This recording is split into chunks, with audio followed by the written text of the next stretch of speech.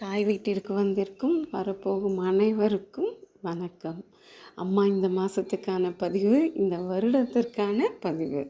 ஏன்னா நம்ம இன்னும் ஒரு குறுகிய 1 நாள் 2-3 நாளில் நம்ம அடுத்த 25வது வருஷத்தை, அதாவது 2025 தொட போகிறோம். ரொம்ப நல்லாவே எல்லாருக்குமே இந்த ஆங்கில புத்தாண்டு ரொம்ப நல்ல புத்தாண்டாக அமைய முன்னாடியே அம்மா வாழ்த்துக்கள் சொல்லிக்கிடுறேன். இப்போது நம்ம இந்த வருஷத்துக்கு நம்ம என்னெல்லாம் செஞ்சோம், என்னெல்லாம் செய்யக்கூடாது, இல்லை நல்லது செஞ்சுருந்தால் அதே அடுத்த வருஷம் கண்டினியூ பண்ணுங்கள், இல்லை ஏதாவது தப்பாக செஞ்சுருந்தா அதை இந்த வருஷத்தோடு விட்டுருங்க, அதையே யோசிச்சுட்டு இருக்காதீங்க. அவ்வளோதான், முடிஞ்சது. நமக்கு நாட்கள் இன்னும் அதிகமாக இருக்குது. ஸோ அதனால் செஞ்ச தவறை உணர்ந்து அடுத்த வருஷத்துக்கு அந்த தவறு வராமல் பார்த்துக்கிட்டு நல்லபடியாக இதை நம்ம இருக்கிற விஷயத்தை வச்சு எவ்வளோ அழகாக நம்ம காலத்தை கழிக்கணும் அப்படிங்கிறதுக்காக அம்மா ஒரே ஒரு குட்டி கதை சொல்லட்டுமா? ஏன்னா கதை தானே நமக்கு எல்லாத்துக்கும் ஃபஸ்ட்டே வரணும். ஸோ குட்டி கதை சொல்கிறேன். ஒரு காட்டில் ஒரு மான் இருந்ததுதான்.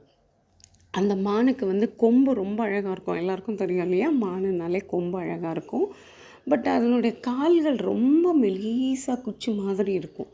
அப்போ அந்த மான் சொல்லிச்சான், என்ன கொம்பு அழகாக இருந்து என்ன பிரயோஜனம், என் கால்கள்லாம் ஒல்லியாக இருக்கே, நான் அழகாகவே இல்லையே அப்படின்னு சொல்லிட்டு அடிக்கடி யாரை பார்த்தாலும் சொல்லிக்கிட்டே இருக்குமா. அப்போ உடனே ஒரு நாள் சிங்கம் பசிக்கு இறைக்காக இந்த மானை துரத்த ஆரம்பிச்சிருக்கு. ஸோ ஓடும்போது பார்த்திங்கன்னா அந்த கொம்பு, அழகான கொம்புன்னு நினச்சாங்க இல்லையா அந்த மான், அந்த கொம்பு போய் ஒரு கிளையில் மாட்டிக்குது. ஸோ மாட்டிக்கிட்டு ரொம்ப வர முடியல. அங்கேருந்து சிங்கமும் கிட்ட நெருக்கமாக வந்துடுச்சு மான்கிட்ட.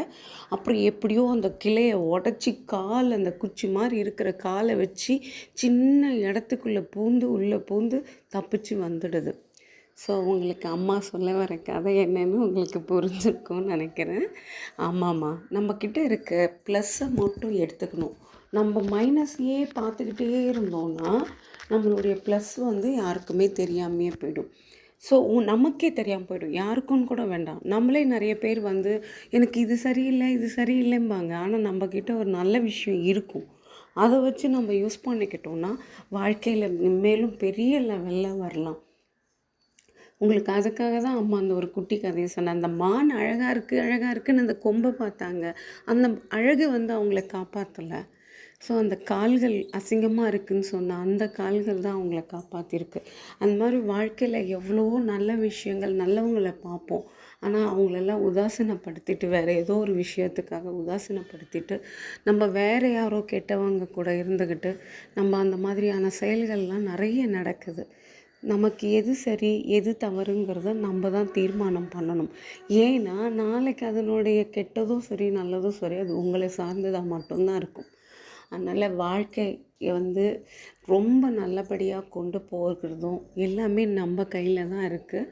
எல்லோரும் இந்த 2024 சிறப்பாக போயிருக்கும். இன்னும் 2025 வெகு சிறப்பாக போகுன்றதில் எந்த மாற்று கருத்தும் கிடையாது. வாழ்க்கை எண்ணம் போல் வாழ்க்கை. நாம் என்னெல்லாம் நினச்சிட்ருக்கோமோ அதுதான் நம்மளுடைய வாழ்க்கையாக வெளியில் வரும். ஸோ எல்லாருமே அதுக்கேற்ற மாதிரி நம்ம மோல்ட் பண்ண பார்த்துக்கணும். யாரையும் பார்த்து எது சரி எது தவறுங்கிறத நீங்களே அனலைஸ் பண்ணி உங்கள் வாழ்க்கை நீங்களே சரியாக கொண்டு போங்க. உங்களுக்கு எல்லா வளமும் கடவுள் கொடுக்கணும். அதுவும் முக்கியமாக ஆரோக்கியத்தை கடவுள் கொடுக்கணும். இப்போ தான் கிடைக்க பெறாத பெரிய பொக்கிஷம் ஆரோக்கியம் மட்டுமே. தயவு செஞ்சு ஆரோக்கியமாக இருங்க. எதை பற்றியும் ரொம்ப யோசிக்காதீங்க. எதை பற்றியும் ரொம்பவே கவலைகளை கொண்டு போய் நீங்களே பதிவு பண்ணிக்காதீங்க உங்கள் தலையில் போட்டு. அது உங்களுக்கான பாரத்தை தான் அதிகமாக்கும். ஒரு விஷயத்தை கொண்டு போயிட்டே இருந்தோன்னா நமக்கு தேவையில்லைன்னா தூக்கி கீழே போட்டுட்டு ஃப்ரீயாக போங்க. எதையுமே சுமந்துக்கிட்டு அலையாதீங்க. சுமக்க பாரங்கள் அதிகமாகும். பாரங்கள் அதிகமாக நம்மளுடைய உடல் தாங்காதுன்ற மாதிரி அப்புறம் உடல் ஆரோக்கியம் இல்லாமல் போயிடும். அதனால் கண்டிப்பாக இந்த வருடத்திற்கு ஒரே ஒரு சேலஞ்ச் எடுத்துக்கோங்க. உடலை பார்த்துக்கோங்க, ஆரோக்கியமாக இருங்க, மனசையும் ஆரோக்கியமாக வச்சுக்கோங்க.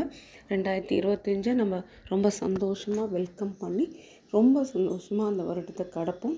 அம்மா அடுத்த வருடம் புது வாழ்க்கை புது விஷயத்தோடு உங்கள் கூட அந்த பதிவில் கலந்துக்கிறேன். வாழ்க வளமுடன்.